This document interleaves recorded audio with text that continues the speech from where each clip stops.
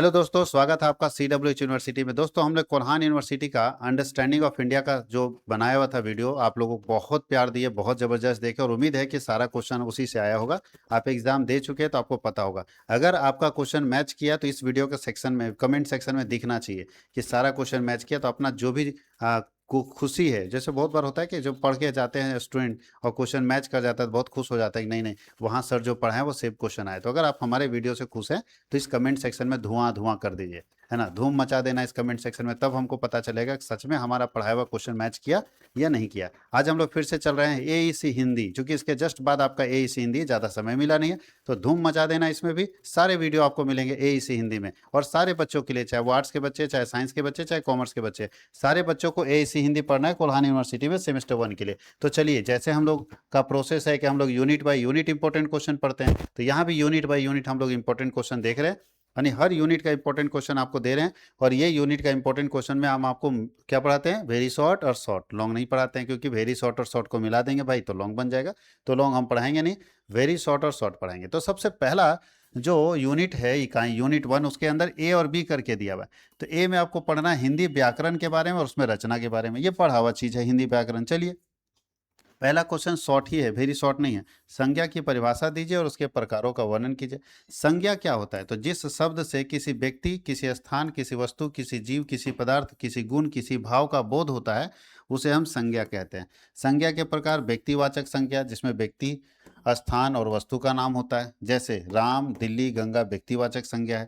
जातिवाचक संज्ञा में किसी जाति या वर्ग का इस्तेमाल होता है, जैसे सभी व्यक्तियों, स्थानों या वस्तुओं, उदाहरण में लड़का, नदी, पुस्तक। भाववाचक संज्ञा का मतलब है जिसमें किसी गुण, अवस्था के बारे में भाव विचार आता है, उसको भाववाचक, जैसे प्रेम, ईमानदारी, साहस। द्रव्यवाचक संज्ञा, जहाँ पदार्थ और द्रव्य का मान पता चलता है, जैसे सोना, चांदी, पानी। समूहवाचक संज्ञा मतलब जहाँ ग्रुप के पता चलता है, जब जहाँ पे वस्तुओं के समूह का बोध होता है, जैसे परिवार, बहुत सारे लोग हैं, सेना, झुंड, ये सब आता है। दूसरा क्वेश्चन है सर्वनाम किसे कहते हैं और इसके प्रकार बताइए। जो शब्द संज्ञा के स्थान पर प्रयुक्त हो सकते हैं, संज्ञा के स्थान पर जो शब्द का प्रयोग किया जा सकता है उसे सर्वनाम कहते हैं। उसे क्या कहते हैं? सर्वनाम कहते हैं। सर्वनाम के प्रयोग से सर्वनाम के प्रयोग से भाषा में बार बार संज्ञा के प्रयोग से बचा जा सकता है। जैसे राम, राम के बारे में लिख रहे हैं कि राम एक लड़का था, फिर लिखते हैं वह क्या है? सर्वनाम है। मतलब बनी तो बार बार राम एक लड़का था, राम खाना खाता है, राम जाना सोता है, राम ये करता है, राम वो करता है, नहीं, वह करके कर सकते हैं। तो याद रखिएगा, सर्वनाम के प्रमुख प्रकार निम्नलिखित हैं। जैसे पुरुषवाचक सर्वनाम होता है जहाँ पे मैं शब्द का इस्तेमाल होता है, हम शब्द का इस्तेमाल होता है, तुम, वह, वे। नीचवाचक सर्वनाम है जहाँ अपना और स्वयं का इस्तेमाल होता है। निश्चयवाचक सर्वनाम है जहाँ पे यह, वह का इस्तेमाल होता है। संबंधवाचक सर्वनाम है जहाँ पे जो, जैसा, जितना, इसका इस्तेमाल होता है। प्रश्नवाचक सर्वनाम है जहाँ पे कौन, क्या, किससे, ये इसका। और अनिश्चयवाचक सर्वनाम है जहाँ पे कोई, कुछ, किसी, अब कोई भी व्यक्ति हो सकता है। प्रश्नवाचक सर्वनाम इसे हम कहते हैं। विशेषण की परिभाषा दीजिए और उसके भेदों की व्याख्या कीजिए। बोलता है जो शब्द संज्ञा और सर्वनाम की विशेषता को बताता है, गुण को बताता है, संख्या को बताता है, परिणाम को, परिमाण को बताता है या संकेत को प्रकट करता है, उसे विशेषण कहते हैं। विशेषण के प्रमुख भेद है: गुणवाचक विशेषण, संज्ञा के गुण या दोष का बोध करता है, गुणवाचक विशेषण, जैसे अच्छा, सुंदर, ईमानदार। संख्यावाचक विशेषण, जहाँ संख्या का बोध करते हैं, जैसे 1, 2, 3, 4। परिमाणवाचक विशेषण, जहाँ पे मात्रा और परिमाण का बोध होता है, जैसे थोड़ा, अधिक, पर्याप्त। संकेतवाचक विशेषण, किसी व्यक्ति या वस्तु की ओर संकेत करता है, जैसे यह, वह, वही। संबंधवाचक विशेषण, किसी संबंध का बोध कराता है, जैसे भारतीय, विद्यालय, पारिवारिक। इन सब विशेषण को संबंधवाचक विशेषण कहते हैं। क्रिया क्या है और क्रिया में संक्रमक क्रिया और आक्रामक क्रिया में अंतर बताइए। तो जो शब्द कार्य, किसी अवस्था, किसी घटना का बोध कराते हैं उसे क्रिया कहते हैं। जैसे सकर्मक क्रिया का मतलब जिस क्रिया के साथ कर्म होना आवश्यक होता है उसे सकर्मक क्रिया कहते हैं। जैसे राम पुस्तक पढ़ता है, पढ़ना यहाँ पे कर्म है। बोला है अकर्मक क्रिया का मतलब है कि जिस क्रिया के साथ कर्म की आवश्यकता नहीं होती उसे अकर्मक क्रिया कहते हैं। जैसे बच्चा सोता है। यहाँ देखिए, राम पुस्तक पढ़ता है, राम पढ़ता नहीं, राम पुस्तक पढ़ता है। राम पढ़ता है तो समझिए कि उसमें कुछ है ही नहीं, लेकिन राम पुस्तक पढ़ता है तो यहाँ पे होना जरूरी है, यहाँ पे किसी भी तरह का कर्म का होना जरूरी नहीं है। अब दोनों में अंतर है कि इसमें कर्म की आवश्यकता होती है, इसमें कर्म की आवश्यकता नहीं होती। क्रिया का प्रभाव कर्म पर पड़ता है और क्रिया का प्रभाव केवल कर्ता तक सीमित रहता है। जैसे सीता पत्र लिखती है, लिख सकता है सीता लिखती है, लेकिन पत्र लिखती है। और पक्षी उड़ते हैं, संज्ञा और सर्वनाम में क्या अंतर है तो देख लीजिए। संज्ञा किसी व्यक्ति, स्थान, वस्तु, गुण या भाव का नाम को बताता है। सर्वनाम उसके स्थान पर प्रयुक्त होता है, संज्ञा के स्थान पर। संज्ञा का प्रयोग किसी का व्यक्तिगत नाम बताने के लिए किया जाता है और सर्वनाम का उसी को पुनरावृत्ति रिपीट करने के लिए किया जाता है। जैसे राम, भारत संज्ञा, विद्यालय संज्ञा, पुस्तक और वह, यह, कौन, मैं, तू, ये सब सर्वनाम है। संज्ञा वाक्य में स्वतंत्र रूप से प्रयुक्त होती है। सर्वनाम का अर्थ समानता किसी संज्ञा पर निर्भर करता है, यानी संज्ञा पर निर्भर करता है। सर्वनाम कैसा होगा, मैं शब्द का इस्तेमाल होगा, तुम का होगा।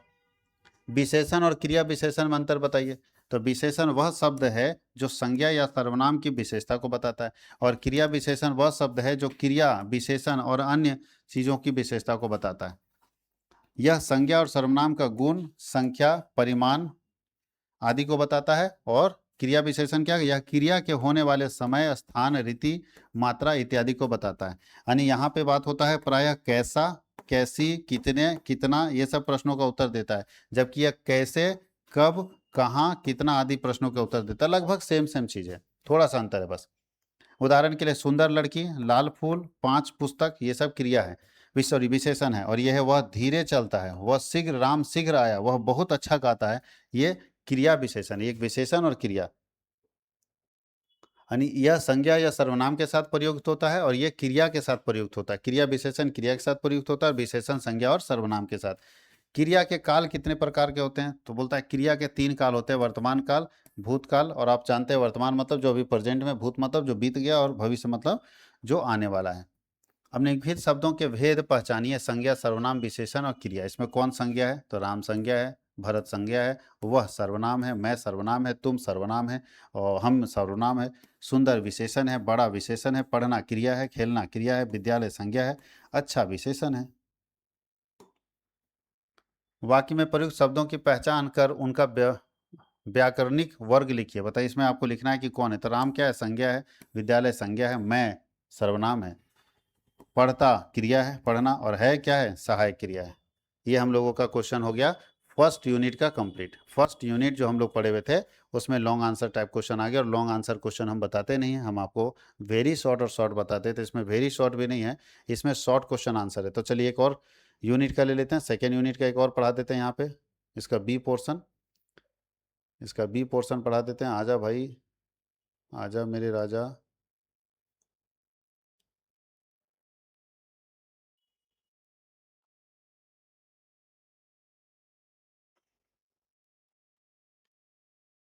वही क्रिया विशेषण सर्वनाम संज्ञा सब चल रहा है।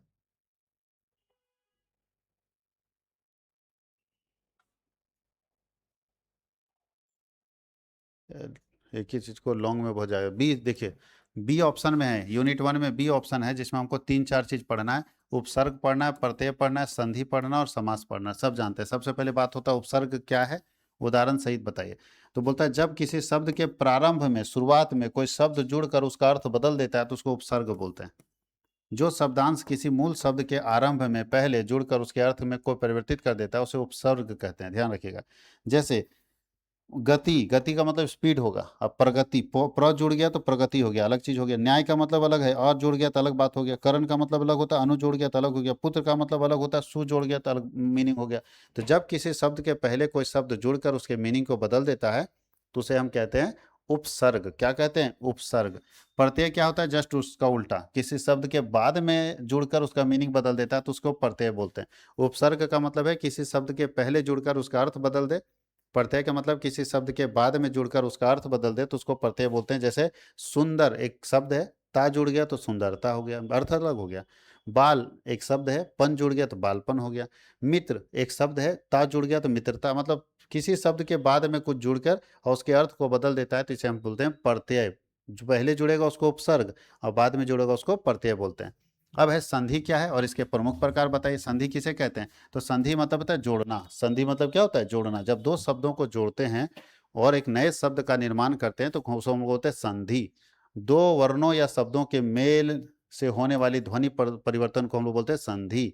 और जब दोनों को अलग अलग करेंगे, दो शब्द जुड़ा हुआ उसको अलग अलग करेंगे तो संधि विच्छेद। जैसे विद्या आलय, विद्या और आलय को जोड़ेंगे तो संधि में क्या वो शब्द बनेगा, विद्यालय। देखिए विद्या प्लस आलय, नाम उच्चारण बदल गया, विद्यालय। देव इंद्र, देवेंद्र। मीनिंग चेंज होता है। तो इसको संधि बोलते हैं, दो शब्दों को जोड़ना। और जब दोनों शब्दों को जोड़ेंगे, संधि के कितने प्रकार है, तो स्वर संधि होता है, दो स्वर के मेलों को जोड़ा जाता है। दूसरा होता है व्यंजन संधि, जहाँ पे दो व्यंजन के मेलों को जोड़ा जाता है। विसर्ग संधि मतलब जो दो विसर्ग को होने वाले, जैसे दू अलग है और ख अलग है, दोनों को जोड़ के दुख बना दिए। समास क्या होता है, संधि समझ गए, संधि विच्छेद भी समझ गए। जब जुड़ा हुआ रहेगा तो उसको अलग अलग करना होगा तो संधि विच्छेद, और एक साथ जोड़ना होगा तो संधि हम लोग बात करते हैं। समास क्या होता है और समास के प्रकार क्या है, तो बोलता है दो या दो से अधिक शब्दों को मिलाकर संक्षिप्त रूप में एक नया शब्द बनाने की प्रक्रिया को समास कहते हैं। जब दो या दो से अधिक शब्द मिलकर, यानी संधि को ही समास कहते हैं, संधि होना चाहिए संक्षिप्त। तो राज एक अलग था, पुत्र अलग था, दोनों को मिला के नया शब्द बना दिएगा राजपुत्र, तो ये हो गया समास। ग्राम अलग है, प्रधान अलग है, दोनों को जोड़ के एक नया शब्द बना दिया गया ग्राम प्रधान, तो ये होता है समास। समास का मतलब है दो या दो से अधिक शब्द मिलकर संधि होकर एक नए शब्द का निर्माण कर लेते हैं, तो इसे हम कहते हैं समास। समास के कितने प्रकार है, 5। अपव्ययी समास है, तत्पुरुष समास है, कर्मधारय समास है, द्वंद्व समास है, द्विगु समास और बहुव्रीहि समास है। उपसर्ग और प्रत्यय में अंतर बताइए, आपको बता दिया। उपसर्ग किसी शब्द के पहले जुड़कर उसका अर्थ बदल देता है, प्रत्यय किसी शब्द के बाद में जुड़कर उसका अर्थ बदल देता है। यह मूल शब्द के अर्थ में परिवर्तन कर देता है, ये भी नया शब्द बनाता है, यानी इसमें भी अर्थ परिवर्तन। इसमें सु जुड़ गया पहले, इसमें बाद में जुड़ता है ता जुड़ गया, ठीक है। संधि विच्छेद दिया हुआ है इसका, विद्यालय का संधि विच्छेद कीजिए। संधि विच्छेद मालूम, विद्या प्लस आलय, देवेंद्र का देव प्लस इंद्र, महेश का महा प्लस ईश, गणेश का गण प्लस ईश, राजेंद्र का राजा प्लस इंद्र, सदैव का सदा प्लस एव। इस तरह से पूरा का पूरा। अब समास विग्रह करना आपको, कि राजपुत्र का समास विग्रह क्या है, राजा का पुत्र। ग्राम प्रधान का होता है गांव, गांव का प्रधान। मातृभक्ति का मतलब माता की भक्ति करने वाला। देशभक्ति का मतलब देश के प्रति भक्ति। जलपान का मतलब जल का पान करना है। त्रिलोकी मतलब तीन लोकों का समूह। नील कमल का मतलब है नीला कमल। दिन रात का मतलब दिन और रात। सुख दुख का मतलब सुख और दुख। और यथाशक्ति का मतलब शक्ति के अनुसार। निम्नलिखित शब्दों में प्रयुक्त उपसर्ग और प्रत्यय को पहचानिए। इसमें कौन उपसर्ग है कौन प्रत्यय, ध्यान रखिएगा। पहले जुड़ेगा उपसर्ग, बाद में जुड़ेगा प्रत्यय। तो पहले इसमें अनु जुड़ा है तो उपसर्ग है। इसमें अन्याय, न्याय है पहले शब्द, और उसमें अ जुड़ गया तो उपसर्ग है। सु जुड़ गया उपसर्ग है। दुर्व्यवहार जुड़ गया उपसर्ग है। प्र जुड़ गया उपसर्ग है। ता जुड़ गया प्रत्यय है। ता जुड़ गया प्रत्यय है। बालपन जुड़ गया प्रत्यय है। धार्मिक में इक जुड़ गया प्रत्यय है। अपूजनीय में निय जुड़ गया प्रत्यय है, ठीक है। संधि के प्रकारों के बारे में लिखे, तो ये आप लोग बताए, स्वर संधि, व्यंजन संधि और विसर्ग संधि। तत्पुरुष और द्वंद्व समास के बारे में लिखे, दोनों बताए। इसमें पहला पद दूसरे पद पर आश्रित होता है, उसको वो तत्पुरुष समास कहते हैं। और इनमें दोनों पद समान महत्व रखता है, उसको द्वंद्व समास कहते हैं। जब किसी जैसे सुख और दुख दोनों का बराबर महत्व है, दिन और रात दोनों का बराबर महत्व है, लेकिन यहाँ पहला पद जो है वो दूसरे पद पर आश्रित होता है। यानी जैसे पहला है देश राजपुत्र, तो राजा का पुत्र, तो राजा पर आश्रित है। पुत्र किसका, राजा का, तो राजा पर आश्रित है, तो इसको हम लोग बोलते हैं तत्पुरुष समास। अब इसमें भी लॉन्ग आंसर टाइप क्वेश्चन आ गया।